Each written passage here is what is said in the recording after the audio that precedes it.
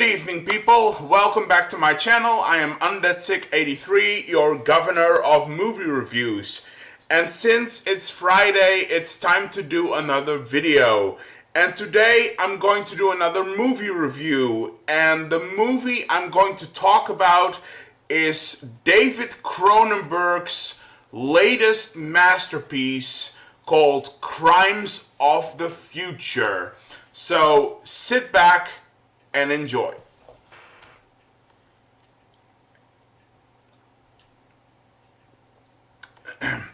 I'm having a little bit of IPA here, so if any of you are having some alcohol, cheers or sláinte, sit back and enjoy, and I hope you will enjoy this discussion I have planned for you.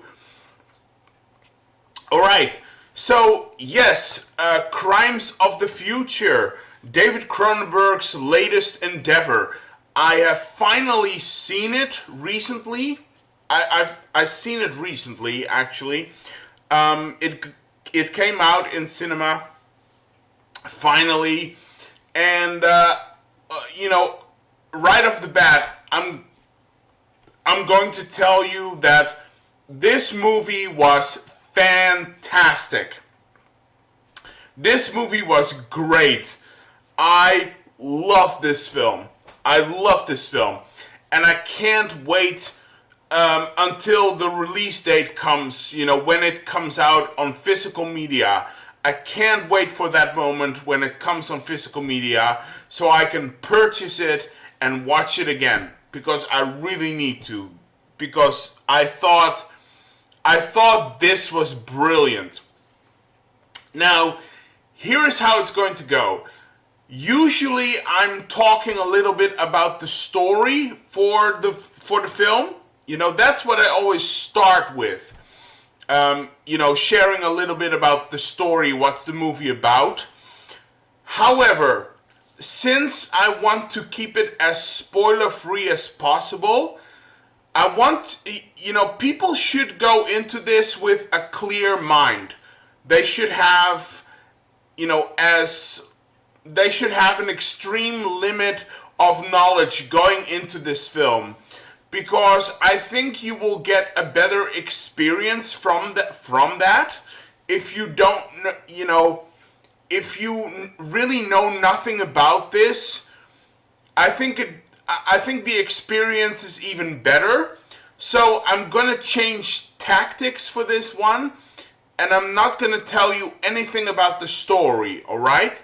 You have to find that out for yourself.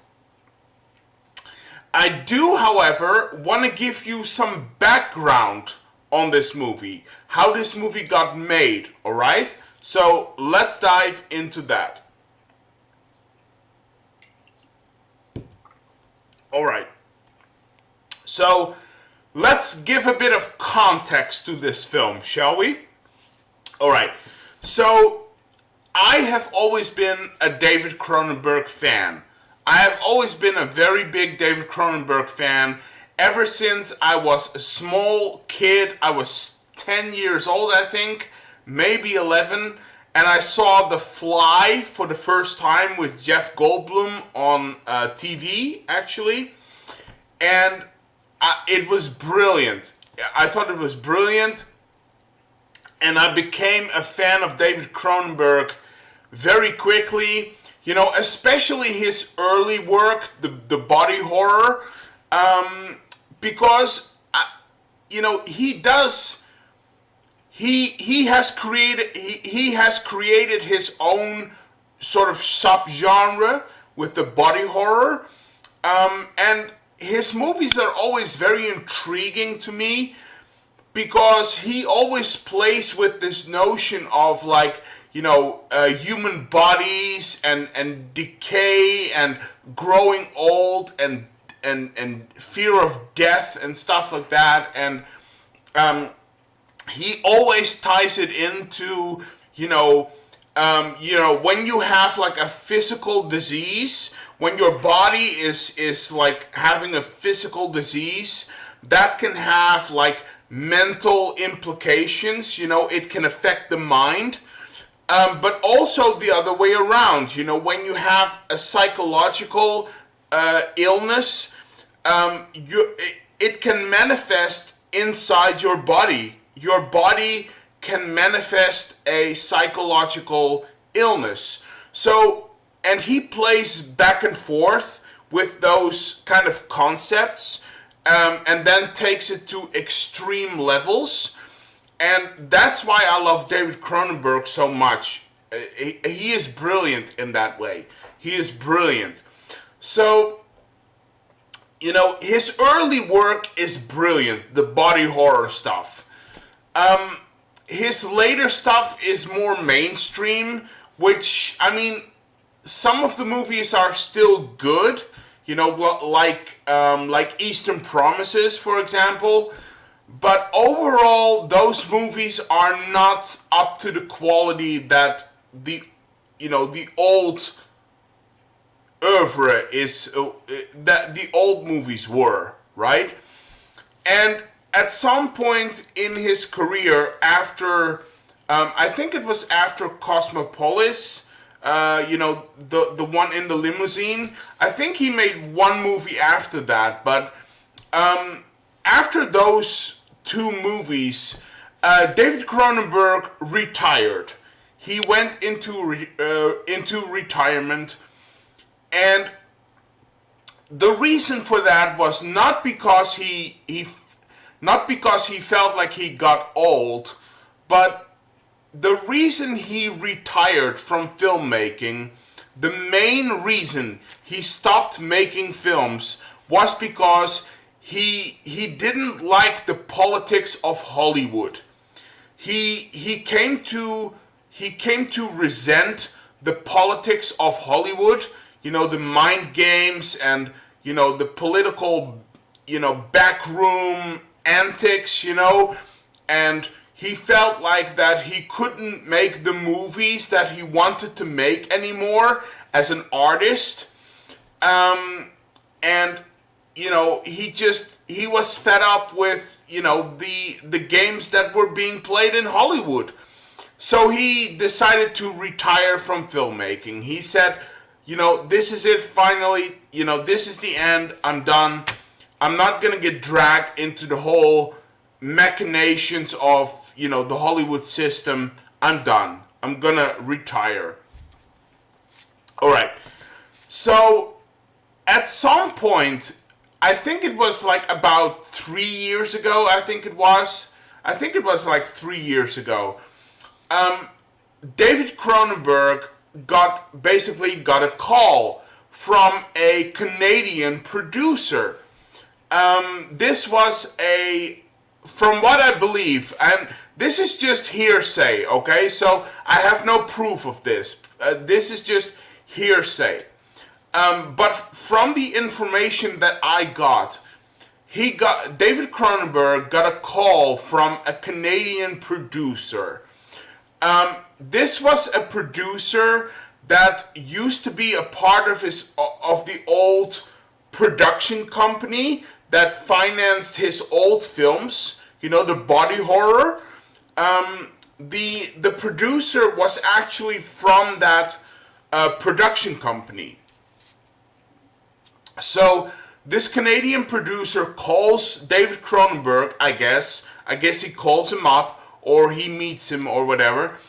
And basically this Canadian producer says to him, like, you know, we want to give you the money to make another movie.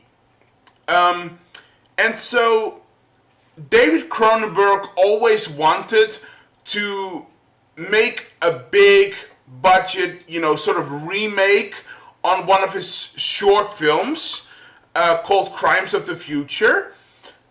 Because when he got started, he made some small, you know, short films, like, you know, 15 minutes long or whatever. And one of those was Crimes of the Future, I should say. So this producer comes up to him and he says, you know, we want to give you the money, the budget to make another movie. Which I imagine that surprised David Cronenberg a lot, I imagine, because, let's be honest, the body horror genre has kind of died out at this point. I mean, there are some exceptions, but you can count those on one hand, right? So the body horror genre was kind of gone at this point. So I imagine David Cronenberg being quite surprised. But I also imagine that he was very happy, because now he got a producer that was actually, behind his decision-making process, and this producer was going to let him make the film that Cronenberg wanted to make. And that movie became Crimes of the Future. David Cronenberg basically started to rewrite his own script. He started to stretch that out. And basically, he rewrote the script into an hour and a half, evening-filling, cinematic film. And that's what happened. And the producer backed him. And you know what? I never thought I would say this, but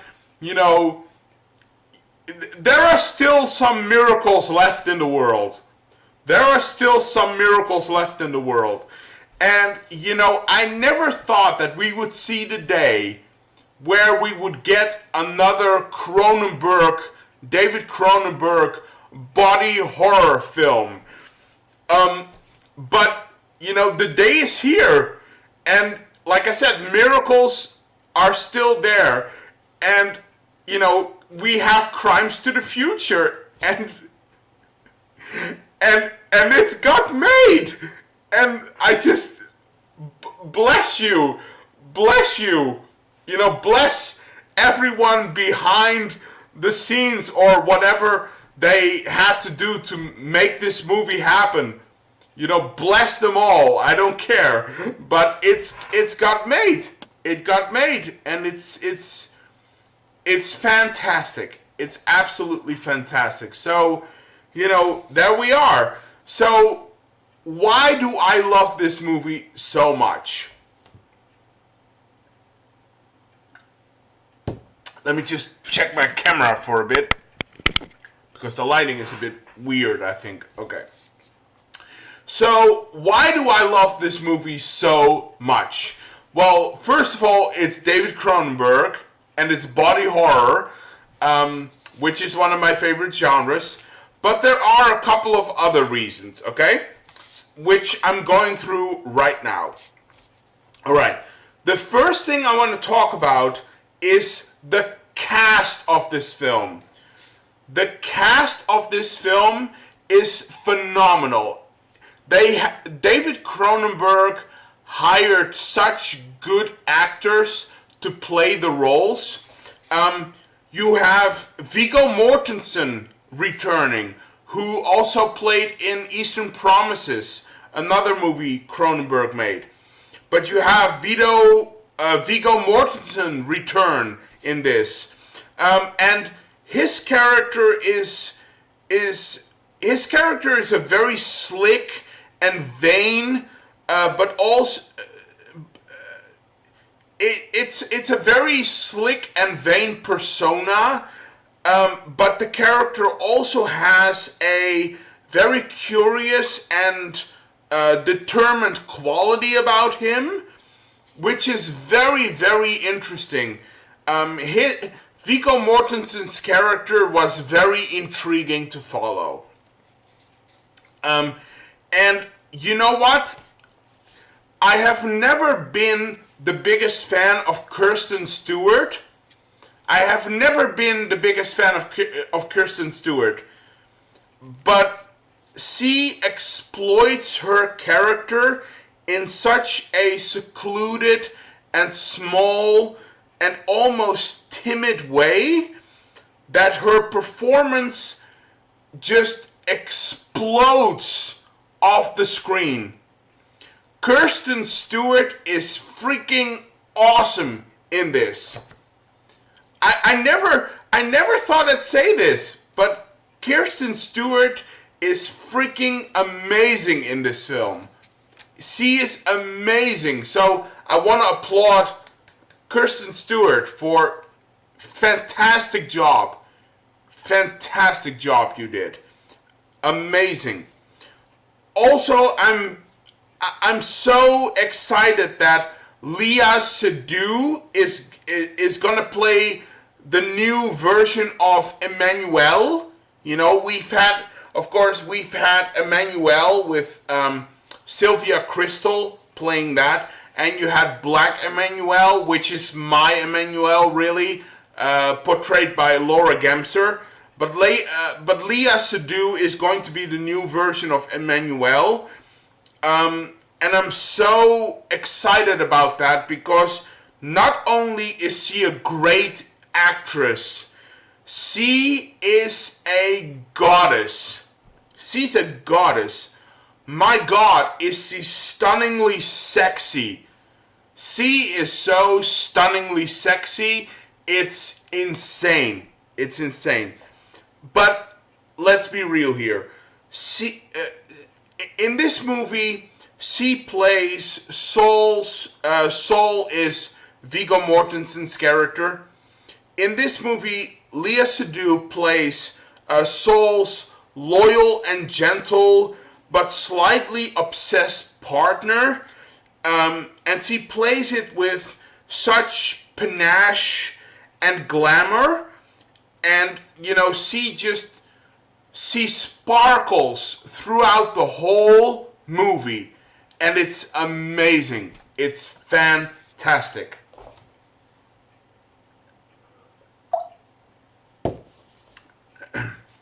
The second thing that I want to talk about is the design and the effects in this film. Every single thing in this movie feels like an old David Cronenberg film from the 80s. Everything in this movie feels like an old school David Cronenberg body horror film. And I love it. I absolutely love it. You know, organic writhing massage chairs, steampunk stethoscopes that are used to look inside the human body, an autopsy table made of a flesh-like structure, all the way to a hovering biological sleeping cabin. You know, I love it. I love every design in this film. It's slimy, it's gross, it's disgusting, and yet it has a certain charm and beauty to it that you can't really hide from or escape from. I mean, you are disgusted by the designs and stuff, and the horrible, horrific, grotesque sort of, you know, machinations that are on screen. But there is also a certain charm and beauty to it that sort of enchants you. It has an enchanting effect, and it works extremely well for this film. It works extremely well. The environments, you know, as well. The environments, such as, you know, the dusty offices, the condemned buildings, they work. You know, all of that works perfectly as well. And that all under the burning sun in Athens, Greece, where the movie was shot. This movie was shot in Greece, people. This movie was shot in Athens, Greece. A lovely, beautiful location that works very well as a world-building device. It works on every level.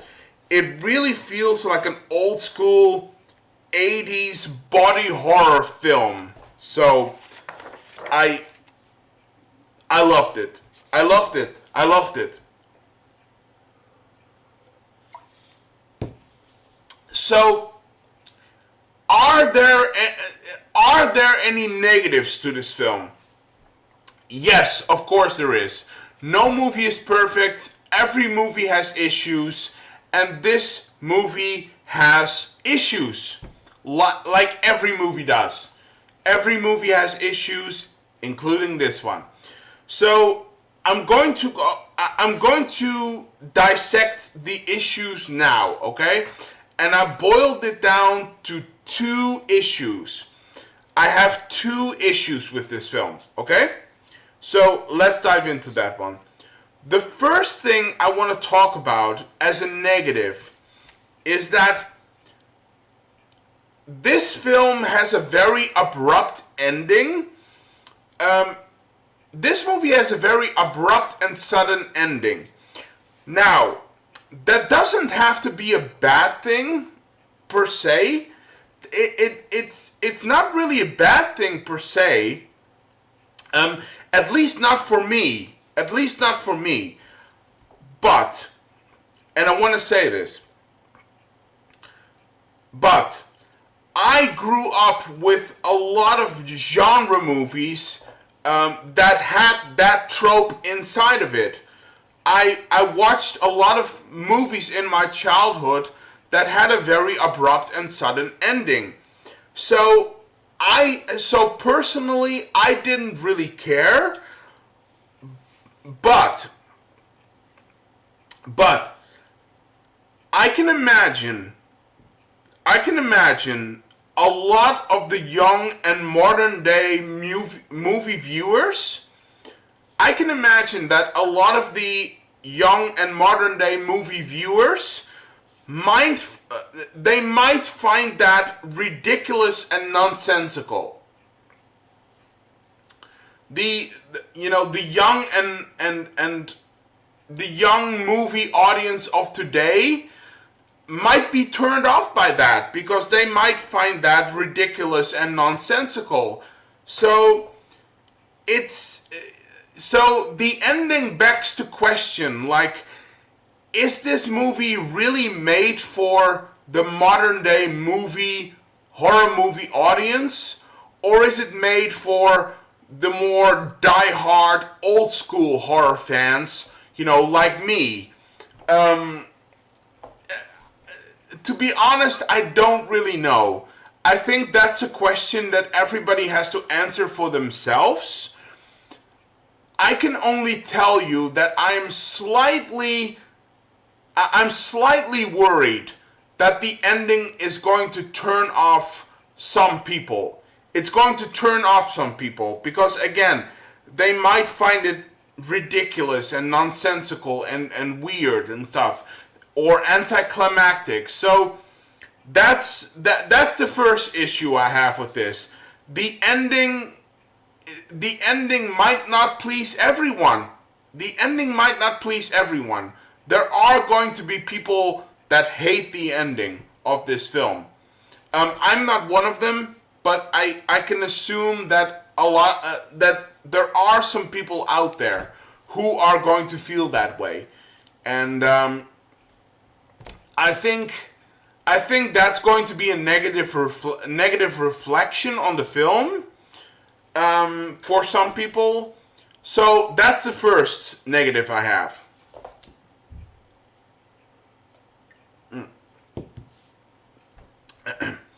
The second negative I have is that this movie almost feels like an afterthought to me. This movie almost feels like an afterthought. It's kind of like a lost artifact from a bygone age. because this film was me. Here's the thing. This film basically put me in a time machine, and it basically brought me back. How do I put this? This film was me basically going through a cinema history book. That's basically what it was. This film was me going through a cinema history book. Looking at all the pictures and thinking to myself, oh yeah, that it was that era. It was that era that this movie belongs to. Remember how awesome that was? The movie kind of gave me that sort of feeling. It was like I was being put in a time machine and going back to the glory days of the 80s, and experiencing the body horror like a sort of, like I experienced memory loss, and I suddenly, got it back and remembered this little film. And to be honest, it took me out of the movie a little bit. It took me out of the film a little bit. And again, if I watch it again, I might feel differently. Again, nostalgia doesn't have to be a bad thing, but it kind of took me out of the film a little bit. And that is a very bizarre thing. That is a very bizarre thing that I didn't expect to happen with this movie. But it did. And, it is what it is. Maybe if I watch it again and a third time, I might feel differently about it. But, yeah, that whole flavor and theme of the film, that kind of felt weird and unbalanced for me. But that's just me. But again, some other people might feel the same way that I do. But I have no way of knowing. Everybody has to decide that for themselves. But that is the second negative of this film. That is my second issue with Crimes of the Future. So, in closing, let's wrap this up.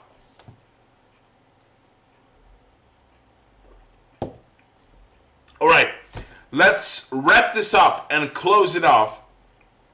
How do I feel about this film? How do I feel about this movie? I do think that Crimes of the Future is a masterpiece. I think it's a masterpiece. It's a little bit of an afterthought.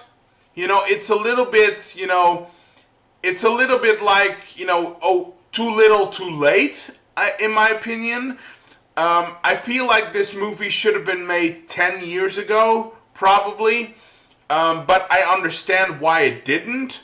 And I understand David Cronenberg and all of his, reasonings for, the direction that he took his, career in and how it ended and stuff like that. So it is kind of an afterthought that should have been made 10 years ago. But as a movie in and of itself, I think that this is a masterpiece. I really think so. I think it's a masterpiece. As a fan of body horror, it has everything that I wanted it to have.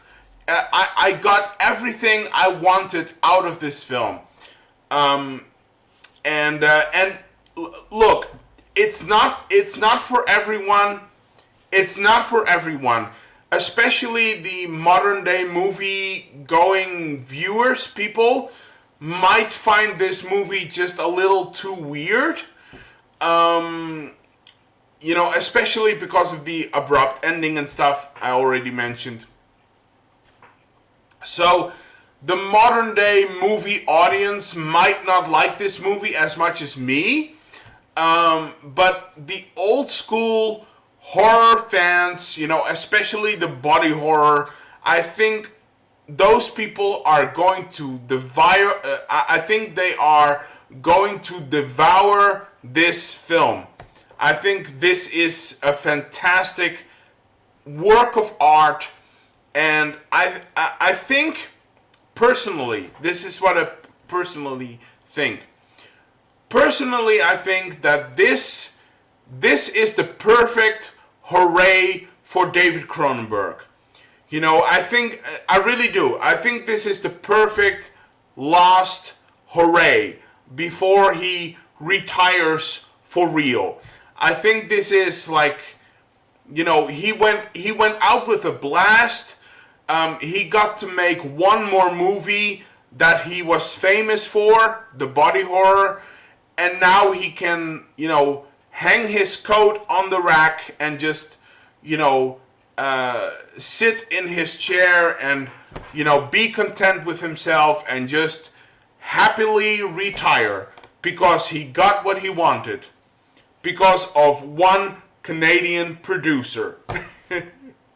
Crimes of the Future got made, and it's pretty great. So yeah, overall, I think this is a great movie, a fantastic film that is not for everyone. Let's just say that. It's not for everyone. But for me, it was a fantastic film. So, yeah. My rating for this movie, I'm going to give David Cronenberg's Crimes of the Future, his last hooray, I'm going to give Crimes of the Future an 8.5 out of 10. I think it's a damn near perfect film, really. For me, anyway. I absolutely loved it, and it was great to see David Cronenberg do his thing one last time. So, 8.5 out of 10. That's my rating for Crimes of the Future, directed by David Cronenberg. So, but let me know in the comment section down below. What do you think? Have you seen Crimes of the Future? Have you not seen it? If you did see it, did you love it as much as me? Or maybe you hated it? If you did hate it, tell me why. We can discuss and debate. Do you agree with my points? Do you disagree? Again, if you disagree, tell me why. We can discuss and debate. Do you have any movies or TV shows you want to recommend to me, you know, for me to watch and review? Let me know in the comment section down below. I want to know your thoughts, opinions, theories, ideas, as always. Anyway, thank you for watching. I'll be back with another video as soon as possible, of course. Stay safe and healthy as always. Have a good weekend.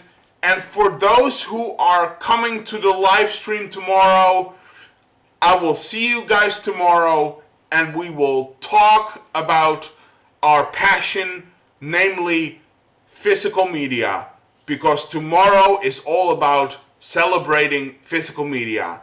So hopefully see you there. But again, thank you for watching. Have a good weekend, and I see you guys. Bye.